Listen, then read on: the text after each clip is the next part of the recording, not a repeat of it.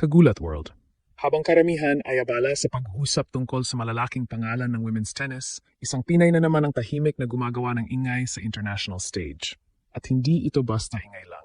Dahil opisyal na ngayong si Alex Ayala ang #1 seed sa Lexus Birmingham Open, isa sa pinakamahalagang WTA 125 tournaments bilang paghahanda ng mga manlalaro para sa grass court season.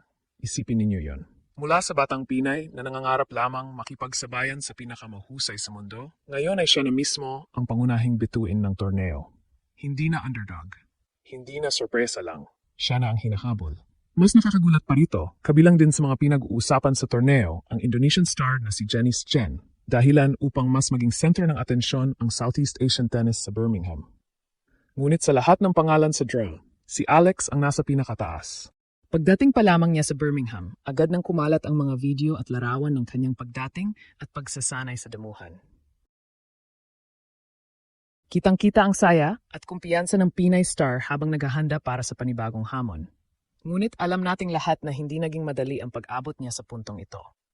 Maraming pagkatalo, maraming pagsubok, maraming nagduda. Pero ngayon, habang nakatayo siya bilang top seed ng torneo, parang isang mensahe ito sa buong tennis world. Hindi na lamang nakikisali si Alex. Isa na siya sa mga manlalarong inaasahang magkampeon. At dito nagsisimula ang mas malaking kwento. Kung may isang salita na kayang ilarawan ang kasalukuyang estado ng karera ni Alex, iyon ay transformation. Dati tuwing sasali si Alex sa isang torneo, madalas siyang ipinapakilala bilang promising young talent. Isang batang manlalarong may potensyal. Isang future star na sinusubukang makahanap ng lugar sa napakahirap na mundo ng professional tennis. Pero ibang-iba na ngayon ang sitwasyon. Sa Birmingham, hindi na siyang batang nangarap. Siya na ang standard. Siya na ang #1 seed. At sa tennis, napakalaki ng ibig sabihin yan. Kapag ikaw ang top seed, hindi lang ranking ang dala mo. Kasama mo ang pressure, expectations, at target sa likod mo. Lahat ng nasa draw ay gustong talunin ka dahil ikaw ang pinakamataas na nakapuesto sa torneo. Ibig sabihin, bawat laban ni Alex ay magiging parang championship match para sa kanyang mga kalaban. At doon nasusubok ang tunay na mga bituin. Ang mas kahanga-hanga pa, nangyayari ito sa panahon na maraming eksperto ang nagsasabing nagsisimula pa lamang pumasok si Alex sa kanyang prime years bilang profesional na atleta. Habang karamihan sa mga manlalaro ay kailangan ng mahabang panahon upang makarating sa ganitong antas, nagawa ito ng Pinay star sa murang edad. Balikan natin ang mga nakaraang taon.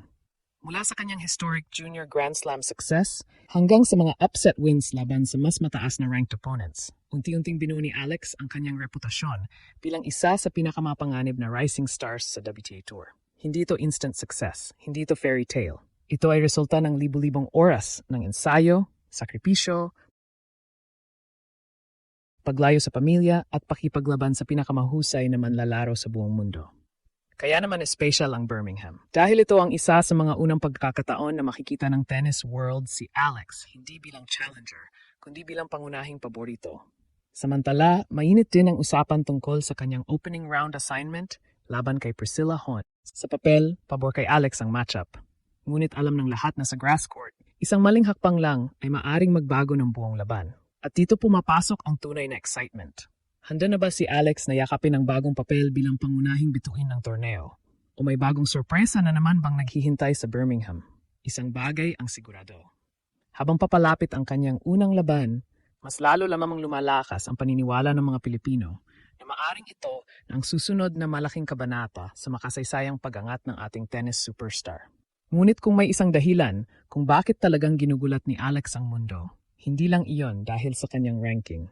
Hindi lang dahil top seed siya, hindi lang dahil nananalo siya, kundi dahil binabago niya ang tingin ng buong mundo sa Philippine tennis. Sa loob ng maraming dekada, kapag pinag-uusapan ang sport sa Pilipinas, kadalasang basketball ang unang pumapasok sa isip ng mga tao. Kasunod ang boxing, volleyball, at iba pang popular na sports. Pero tennis, bihirang-bihira. At lalo pang bihira ang isang Pilipinong babae na nakikipagsabayan sa pinakamahusay na manlalaro sa buong mundo. Kaya naman bawat tagumpay ni Alex ay hindi lamang personal na panalo. Panalo rin ito para sa buong bansa. Habang nasa Birmingham siya ngayon, hindi lamang ranking points ang nakataya. Mas malaki pa roon. Nakataya ang momentum papunta sa isa sa pinakamalalaking yugto ng grass court season. At alam ng lahat kung ano ang susunod na malaking destinasyon. Wimbledon. Ang pinakasikat at pinakaprestihiyosong grass court tournament sa mundo. Kaya bawat laro sa Birmingham ay nagsisilbing paghahanda para sa mas malaking laban na naghihintay sa hinaharap. Ang maganda pa rito, komportable si Alex sa kanyang bagong kapaligiran. Mula sa mga lumabas na training clips at practice photos, kitang-kita ang kumpiyansa niya habang nag-a-adjust sa grass courts. May mga video pa ngang nagpapakita ng kanyang magandang disposisyon at pakikisalamuha sa mga fans habang naghahanda para sa torneo. At kapag masaya si Alex sa loob ng court, kadalasan ay mas nagiging delikado siya. Dahil sa kanyang laro, mahalaga ang confidence, mahalaga ang movement, mahalaga ang creativity, mga katangiang lalong nagiging aktibo kapag damuhan ang surface. Pero huwag nating kalimutan na hindi naging perpekto ang kanyang mga nakaraang buwan. May mga pagkakataong nahirapan siya sa clay season. May mga laban na muntik ng mapanalunan ngunit nauwi sa pagkatalo. May mga pagkakataong tila nawawala ang momentum.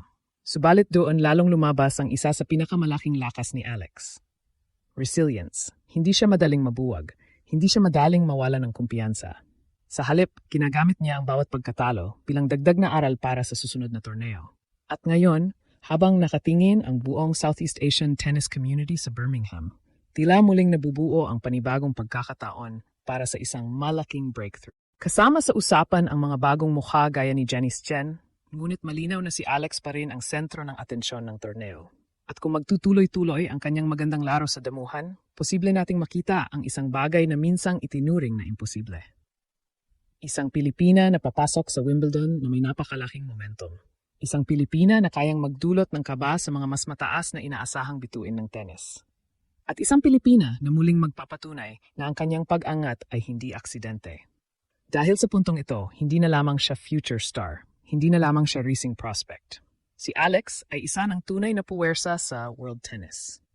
At habang nagsisimula ang kanyang kampanya bilang number 1 seed sa Birmingham, isang tanong ang bumabalot sa isip ng mga Pilipino sa buong mundo. Ito na kaya ang susunod na torneo kung saan muling gugulatin ni Alex ang buong tennis world? Habang papalapit ang unang laban ni Alex sa Lexus Birmingham Open, isang bagay ang malinaw. Ibang antas na ang kanyang narating. Mula sa pagiging batang pangarap lamang ng Philippine tennis, siya ngayon ang number 1 seed at pangunahing atraksyon ng torneo. Ngunit para kay Alex, hindi ranking ang tunay na sukatan ng tagumpay. Ang mas mahalaga ay ang patuloy niyang pagbubukas ng pinto para sa susunod na henerasyon ng mga Pilipinong manlalaro. Bawat panalo, bawat laban, at bawat pagkakataong dalhin ang bandila ng Pilipinas sa pinakamalalaking entablado ng mundo ay bahagi ng mas malaking misyon. At kung pagbabatayan ang kanyang kumpiyansa, paghahanda at kasalukuyang porma, huwag nang magulat kung mula Birmingham hanggang Wimbledon ay muli nating marinig ang pamilyar na sigaw ng mga fans. Kinulat na naman ni Alex Yala ang mundo.